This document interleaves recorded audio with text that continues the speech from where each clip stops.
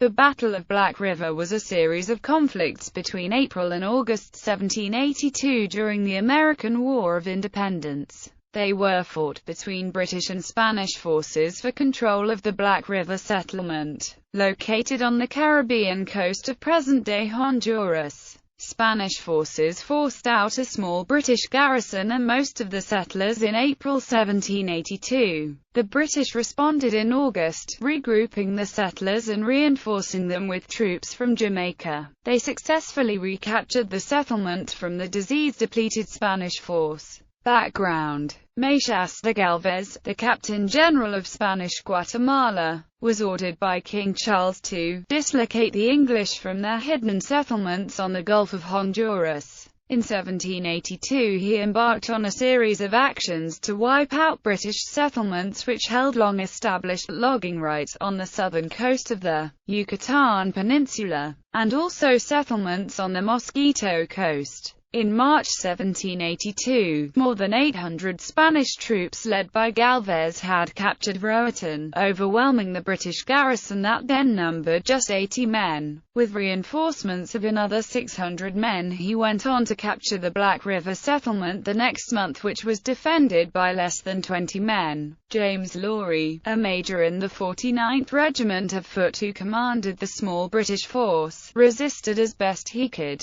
but abandoned the fortifications and fled with his men through the jungle to Cape Gracias a Dios. The British governor of Jamaica, General Sir Archibald Campbell, was preoccupied by a planned Franco-Spanish attack on his island, and was unable to immediately send relief. However, the invasion of Jamaica was called off after the decisive British victory at the Battle of the Saints, where Admiral Rodney defeated the French fleet before it joined the Spanish. By the end of April the balance of power in the Caribbean had shifted to the British Royal Navy. With this in effect, Governor Campbell gave Edward Marquis d'Espard permission to retake the Black River settlements after learning that Laurie had a force waiting to strike back. Battle. Laurie was able to regroup a force of about 800 locals and Black River volunteers, and Mosquito Indians in the Cape Gracias a Dios area. These men harassed the Spaniards in a guerrilla-style warfare. Despard, coming from Jamaica, landed at Cape Gracias a Dios and reached the mouth of the Plantain River with men of the Loyalist Company known as the Loyal American Rangers. These eventually met up with Laurie and his force, combined with the supporting force which now consisted of 80 Loyalist Americans, 500 settlers and 600 Mosquito Indians, a total of 1,200 men.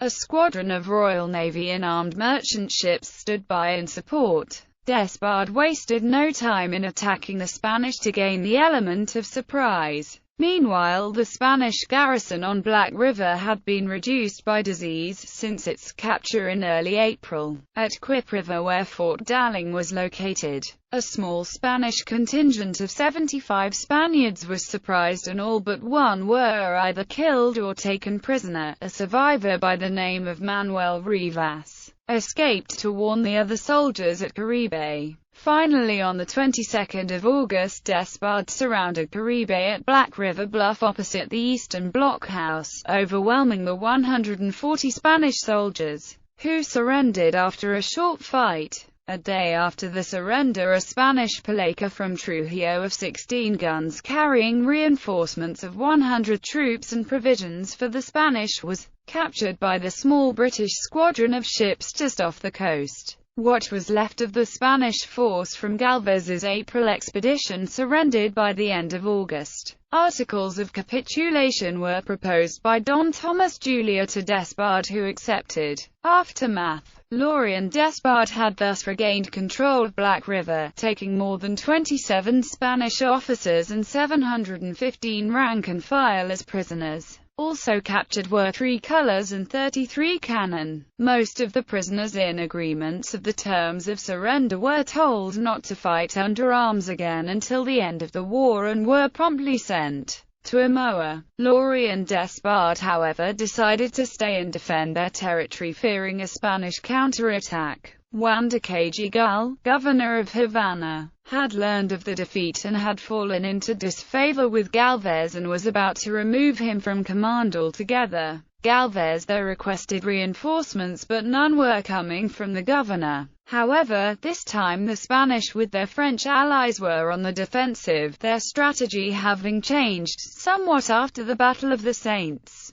Paranoia swept through the Spanish command and set their task of defending Havana and San Juan, Puerto Rico, which took priority over any offensive operations. Further military operations by the Bourbon allies in the Americas were also placed on hold due to the concentration of military operations in Europe, and peace talks in Europe were taking place. British forces were able to take advantage of this inaction by recapturing the Bahamas in 1783. Laurie and Despard held the British settlements in the Mosquito Coast until the end of the war. Despard for his efforts was rewarded with the honor of Superintendent of the Bay of Honduras, and for a number of years ruled the territory that became Belize. Bibliography: Beatson, Robert.